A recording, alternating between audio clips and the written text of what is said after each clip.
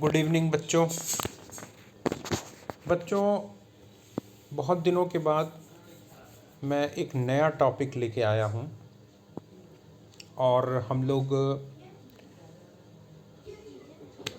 इस टॉपिक को line by line पढ़ेंगे, समझेंगे। बहुत दिनों के बाद मैं अपने सब्जेक्ट मैटर पे आया हूँ बच्चों। जो टॉपिक आप देख रहे हैं आपकी स्क्रीन पे, मिडाइवल इंडियन हिस्ट्री, यानी भारत का मध्यकालीन इतिहास, इसके बारे में हम लोग बात करते हैं बच्चों। मध्यकालीन भारत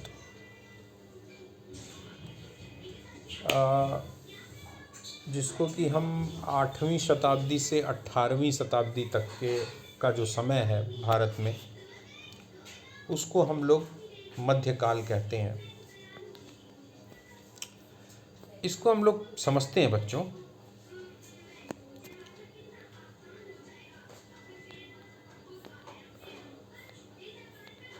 है ना। अब आते हैं हम लोग इसमें चैप्टर्स। ये तो आप देख रहे होंगे, इंडेक्स दिया हुआ है। और सबसे पहला जो बच्चों हमारा चैप्टर है, उसको ध्यान से समझो बच्चों, है किंगडम्स ऑफ नॉर्थ इंडिया, यानी जो उत्तर भारत में उस समय जो राज्य हुआ करते थे, उनके बारे में पढ़ेंगे हम लोग बच्चों। मैंने आपको बताया ना कि from 8th century CE to 18th century CE. CE means common era. C for common, E means era, common era, है ना। इसको जब हम लोग पढ़ा करते थे बच्चों, तो उसको AD बुलाया जाता था। AD यानी अन्ना डोमिने, है ना। AD BC, BC यानी बिफोर क्राइस्ट, यानी जीसस क्राइस्ट के जन्म से पहले का समय जो है वो BC कहलाता था, और जीसस क्राइस्ट के जन्म के बाद का समय जो है वो AD कहलाता था। जैसे बच्चों आप लोगों ने क्लास 6th में इंटीजर पढ़ा होगा, इंटीजर, जिसमें आपने पढ़ा होगा कि आपने क्लास 5 तक पढ़ा था कि 0 से आगे जो नंबर होता है, 0 से आगे होता है 0, 1, 2, 3, 4, 5, 6, और एकदम इनफाइनाइट नंबर होता है, अनकाउंटेबल, जिसकी गिनती नहीं की जा सकती। लेकिन बच्चों क्लास 6th में आपने पढ़ा होगा इंटीजर, यानी 0 से पहले भी, 0 से छोटी संख्याएं भी होती हैं, 0 से छोटे नंबर भी होते हैं जो नेगेटिव कहलाते हैं, -1, -2, -3। तो जो है 0 से छोटे होते हैं बच्चों। तो जब भी हम लोग लेफ़्ट से राइट की तरफ बढ़ेंगे तो हमको बड़ा नंबर मिलेगा, और राइट से लेफ़्ट की तरफ हम लोग जाएंगे तो हमें छोटा नंबर मिलेगा। तो उसी तरह बच्चों, जो जीसस क्राइस्ट को आप एक तरह से 0 समझ लो, हालांकि वो 0 नहीं माना जाता, फिर भी मैं आपको समझाने के लिए बोल रहा हूँ। अब 0 मान लो, उससे पहले जो समय है उसकी एक तरह से जो इंटीजर में जो नंबर लाइन होती है ना, नेगेटिव, जिसको बोलते हैं नेगेटिव काउंटिंग, तो वो उस तरीके से देखा जाता है, उसको BC बोलते हैं। हालांकि अब जो है उसको BCE कहा जाता है, बिफोर कॉमन एरा, है ना। और इसके बाद जीसस क्राइस्ट के जन्म के बाद जो है CE यानी कॉमन एरा, पहले उसको AD कहा जाता था, अन्ना डोमिनी। ये बात तो चलो समझ गए। अब हम लोग आते हैं किंगडम्स ऑफ नॉर्थ इंडिया को पढ़ते हैं बच्चों, ठीक है, line by line. In northern India the post Gupta age largely comprised of an age of various small kingdoms. बच्चों उत्तर भारत में गुप्त वंश के बाद तुम लोगों ने क्लास 6 में, 6वीं किताब में, क्लास 6 में जो NCERT की किताबें हैं बच्चों, हिस्ट्री की जो टेक्स्ट बुक हैं, जो पाठ्य पुस्तकें हैं, उसमें 6ठी कक्षा में जो है प्राचीन भारत का इतिहास पढ़ाया जाता है। 7वीं कक्षा में बच्चों मध्यकालीन भारत का इतिहास पढ़ाया जाता है और 8वीं में, 8th क्लास में, 8th स्टैंडर्ड में आधुनिक भारत का इतिहास यानी मॉडर्न इंडियन हिस्ट्री पढ़ाई जाती है। तो जो गुप्त काल जो था, गुप्त काल यानी जिसमें विक्रमादित्य, चंद्रगुप्त, विक्रमादित्य वगैरह जो थे जिस वंश में, है ना, उसके बाद का जो समय, उसके बाद राजा हर्षवर्धन तक आप ये समझ लो कि एंशियंट हिस्ट्री का पार्ट आता है ना। उसके बाद फिर जब हम आते हैं तो वो मिडाइवल हिस्ट्री में आ जाता है। ठीक है,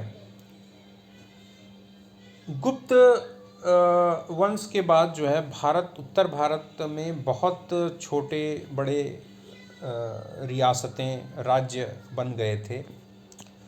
However, among these small kingdoms, there were 3 big kingdoms between AD 750 and 1000. छोटे बड़े बहुत बच्चों राज्य थे, लेकिन इन राज्यों में 3 बड़े राज्य भी थे जो 750 ईस्वी से लेकर 1000 ईस्वी तक के बीच में वो राज्य हुए। और ये राज्य थे बच्चों, आपकी स्क्रीन पे दिखाई दे रहे होंगे, राष्ट्रकूट, प्रतिहार और पाल।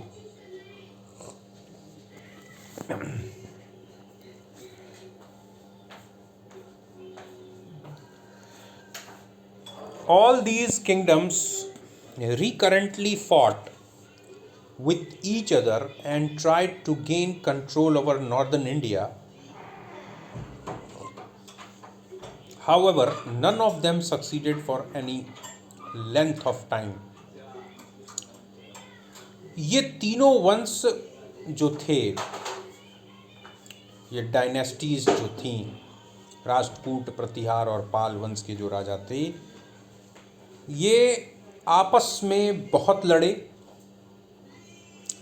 और उत्तर भारत के ज़्यादा से ज़्यादा हिस्सों पर ये अपना नियंत्रण स्थापित करने के प्रयास में लगे रहे, लेकिन इनमें से कोई भी लंबे समय तक अपने इस कार्य में सफलता नहीं प्राप्त कर पाया। और अक्सर ये तीनों जो राजवंश थे, ये उत्तर भारत के एक बहुत महत्वपूर्ण क्षेत्र कन्नौज पर कब्जा करने का प्रयास करते थे। आपस में इनकी तीनों की लड़ाई कन्नौज को लेकर ज़्यादा होती थी, लेकिन कन्नौज पर इन तीनों में से किसी का भी राज्य लगातार नहीं हो पाया। Struggle for Kannauj. Kannauj was the capital of Hars and was an important city. Hence, many of the campaigns in northern India were fought over the city of Kannauj. बच्चों, कन्नौज जो है राजा हर्षवर्धन की राजधानी थी, एक बहुत महत्वपूर्ण शहर था। इसलिए इस शहर को प्राप्त करने के लिए, इस शहर को अपने कब्जे में लेने के लिए इन तीनों राजवंशों ने बहुत सारे अभियान चलाए, सैन्य अभियान, मिलिटोरियल एक्सपीडिशन, कैंपेन्स चलाए। Kannauj was geographically located in the northern plain, a strategic point from where it was easy to control the Ganga Valley.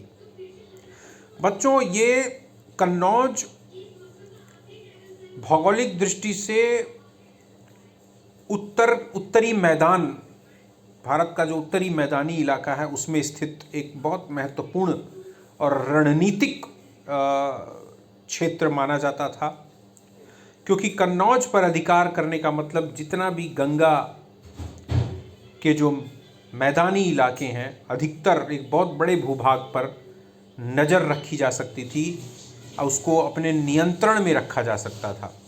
इसलिए कन्नौज रणनीतिक रूप से बहुत ही महत्वपूर्ण शहर था। 3 major kingdoms were involved in the struggle to control Kannauj. Modern historians prefer to call them tri-party, that is 3 parties struggle for Kannauj. The 3 kingdoms were the Rashtrakutas, the Pratiharas and the Palas. और बच्चों यही 3 मुख्य जो राज्य थे जो कन्नौज पर नियंत्रण करना चाहते थे, लगातार संघर्ष में लगे रहे। इसे ट्राई पार्टी स्ट्रगल के नाम से इतिहासकार पुकारते हैं। कन्नौज के लिए ये तीनों एक दूसरे से लड़ते रहते थे और ये तीनों कौन थे? राष्ट्रकूट, प्रतिहार और पाल वंश के राजा। बच्चों आज का वीडियो बस छोटा सा एक इंट्रोडक्टरी वीडियो था। कल से हम लोग बड़े बड़े लंबे लंबे वीडियो बनाएंगे और अब जब हमने इस मिडाइवल हिस्ट्री को शुरू कर दिया है तो इसको पूरा अंत तक हम लोग पढ़ेंगे, जब तक कि हम आधुनिक भारत के इतिहास यानी मॉडर्न इंडियन हिस्ट्री की शुरुआत में न पहुंच जाएं, तब तक हम इसको पढ़ेंगे। बच्चों आज का वीडियो यहीं तक, ट्राई पार्टी स्ट्रगल, और इसके बाद हम लोग कल जो है राष्ट्रकूट किंगडम के बारे में पढ़ेंगे बच्चों। तब तक के लिए गुड नाइट, जय हिंद, जय भारत।